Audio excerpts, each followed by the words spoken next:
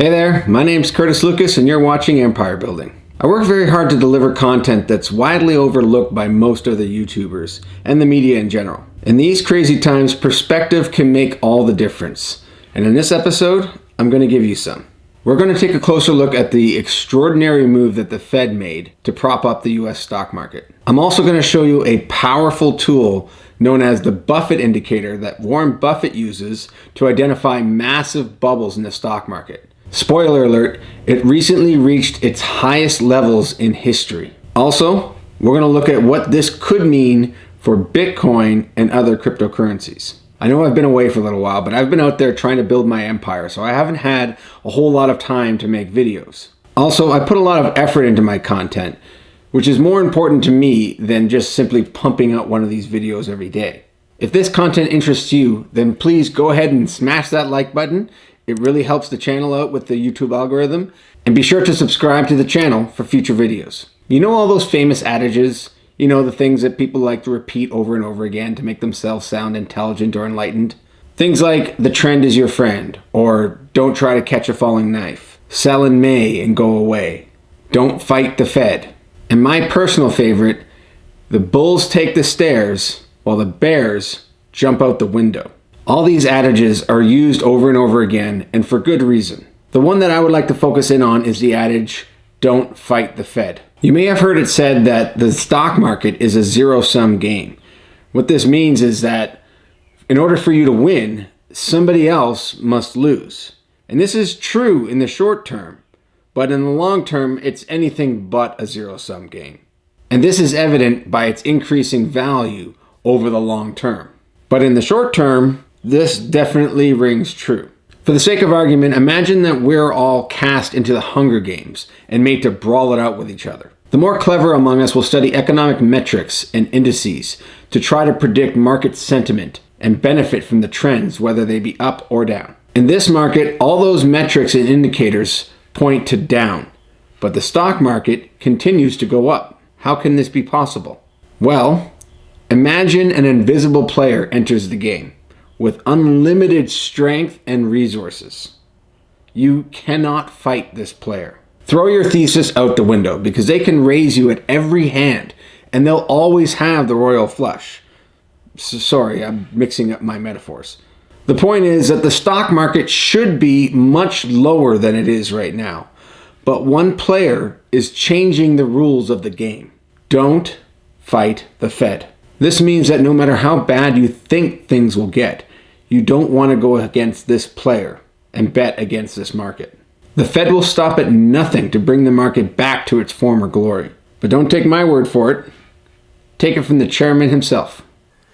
The Federal Reserve's response is guided by our mandate to promote maximum employment and stable prices for the American people, along with our responsibilities to promote the stability of the financial system. We're also committed to using our full range of tools to support the economy in this challenging time. Last month, we quickly lowered our policy interest rate to near zero. We stated then and again today that we expect to maintain interest rates at this level until we're confident that the economy has weathered recent events and is on track to achieve our maximum employment and price stability goals. Preserving the flow of credit is thus essential for mitigating the damage to the economy and setting the stage for the recovery. We have been taking broad and forceful actions to these ends. To support the flow of credit to households and businesses, foster smooth market functioning, and promote effective transmission of monetary policy to broader financial conditions, we have been purchasing large amounts of Treasury and agency mortgage-backed securities. The markets for these securities play a critical role in the economy, and they came under great stress last month as the scale of economic disruption became clearer and as investors clamored for liquidity. Our purchases have helped market conditions improve substantially in recent weeks. We will continue our purchases of Treasury and agency mortgage-backed securities as needed. Many of these programs rely on emergency lending powers that are available only in very unusual circumstances, such as those we find ourselves in today. We are deploying these lending powers to an unprecedented extent, enabled in large part by the financial backing and support from Congress and the Treasury. We will continue to use these powers forcefully, proactively, and aggressively until we're confident that we are solidly on the road to recovery. Thank you, and I'll be glad to take your questions. You guys have cut rates to zero. You're buying up huge quantities of government debt. I guess the question is, what more can you realistically do to help the economy? And where do you see a need for Congress to step in? I would just say we have a number of dimensions on which we can still provide support to the economy. As you know, our credit policies are not subject to a specific dollar limit. They can be expanded as appropriate, and we can do new ones. So we can continue to be part of the answer. Will there be a need to do more, though? I think the answer to that will be yes. This speech was given on April 29th, 2020, and it looks like the Fed put its money where its mouth is, because over the last 3 months, they've expanded the balance sheet of the Fed from roughly $4 trillion to just over $7 trillion. A $3 trillion increase in 3 months. This is an incredible figure, and I'm not going to try and illustrate the size of the figure by expressing it in terms of something else. I'm going to let Neil deGrasse Tyson do that. So let's go up by another factor of 1,000, from a billion, which is 9 zeros, to now we go to 12 zeros, trillion. So 10 to the 12th power is a trillion, okay? About a trillion seconds have passed since cave dwellers painted on cave walls. You can actually count to a billion in your lifetime. And I celebrated my billionth second. So you live your billionth second between your 31st year and your 32nd year of life. So how long will it take to count to a trillion? So you need 1,000 times 31 years to get there. How long is that? 31,000 years. Another way of looking at it is this.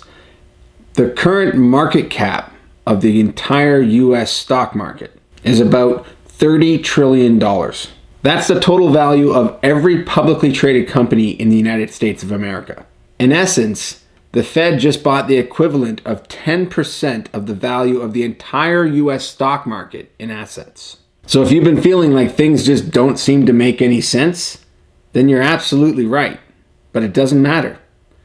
Don't fight the Fed. So does this mean that the coast is clear and it's time to go long everything because the Fed's going to take us back to all-time highs? Not so fast. Like I mentioned before, I'm here to give you some perspective. I'm going to take a moment and circle back to the market capitalization of the stock market. If you were to do a Google search of the market capitalization of the U.S. stock market, what you'd actually find is that the figure is expressed as a percentage, currently shown to be 143.6%. as of the time I'm recording this on June 1st, 2020. What that means is that the market cap of the stock market is 143.6% of GDP. So if you take the GDP from 2019 and multiply it by 143.6%, you get the market cap of the stock market. Having said that, this ratio also indicates to us something rather telling. Why would the stock market be valued so much more than the value of all the goods and services produced in the United States last year? I mean, intuitively, it just doesn't make any sense. The only argument would be to say that it is pricing in future growth. Growth that, at least right now, is highly questionable at best. Not to mention that the GDP also includes products and services from non-publicly traded companies. Ladies and gentlemen, I give you the Buffett Indicator.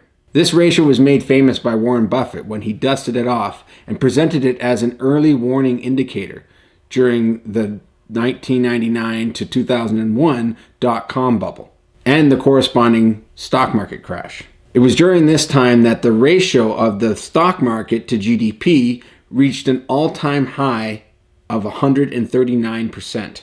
Now, as I like to do with stories like this, I went back to the origins of Warren Buffett's statement, and I found them in an interview he did with Fortune magazine, where he had this to say. Below is a chart starting almost 80 years ago, and really quite fundamental in what it says. The chart shows the market value of all publicly traded securities as a percentage of the country's businesses. That is, as a percentage of GNP. The ratio has certain limitations in telling you what you need to know. Still, it is probably the best single measure of where valuations stand at any given moment. And as you can see, nearly 2 years ago, the ratio rose to an unprecedented level. That should have been a very strong warning signal. For investors to gain wealth at a rate that exceeds the growth of U.S. businesses, the percentage relationship line on the chart must keep going up and up. If GNP is going to grow 5% a year and you want market values to go up 10%, then you need to have the line go straight off the top of the chart. That won't happen. For me, the message of that chart is this. If the percentage relationship falls to the 70 or 80% area, buying stocks is likely to work very well for you. If the ratio approaches 200% as it did in 1999 and part of 2000, you are playing with fire. And as you can see, the ratio was recently 133%. That interview was done in December of 2001. And as we just covered, the ratio currently is more than 143%. That's even higher than that of the former all-time highs of the dot-com bubble. Earlier this year, we formed a new all-time high of 160%. Now that is truly remarkable.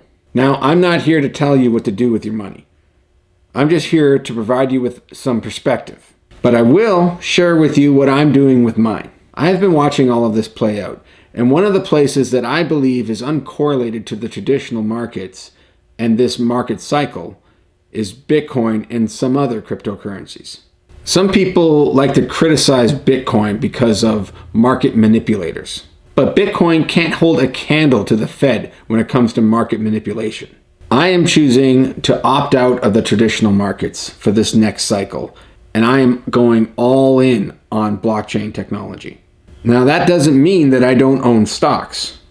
The vast majority of my portfolio is currently in stocks. I've just moved everything into blockchain-related investments for the foreseeable future. I fully realize the incredible risk that I'm taking, but based on my research, I don't see it as any more risky than the traditional markets right now. And I still prefer the asymmetrical risk profile. The most I can lose is all of it. But what I stand to gain is many times that investment. The other thing is, if you simply look at it from a news cycle perspective, everything bad that can be said about Bitcoin has already been said. And anyone who is going to be shaken loose has already been shaken loose. The environment that we find ourselves in right now is exactly what Bitcoin was created for. If there was ever a time to go all in on blockchain, if you're a believer in this technology, now is that time. Bitcoin gives people the power to opt out of the traditional central bank controlled system by their own choosing. I'm not saying that the stock market has to go down from here. I'm simply saying that the traditional markets are not as safe as you might have thought. And while the Fed may have unlimited powers in the short term, eventually they will have to throw in the Powell. See what I did there? The Fed has pretty incredible powers when faced with large deflationary forces. But once those deflationary forces have been overcome, they can't just print more money at will without now facing massive inflation. So they will have no choice but to let go and let the free market run its natural course. The goal of the Fed is to try to dampen these moves, to try to prevent a depression. And odds are they'll be successful in that. It's hard to say when the Buffett Indicator might tell us when a good re-entry point would be for the stock market, but certainly something less than 100%. There will come a time when I'm ready to put my money back in the traditional markets. But for now, if there was ever a time to make a bet on cryptocurrency, that time is now. So what do you think? Are you sticking it out with this rally? Are you interested in hearing more about my own portfolio specifically and what I'm invested in? Let me know if there's any topics that you'd like me to discuss in future videos. Don't forget to hit the like button and subscribe. Now let's get back to empire building. Bye.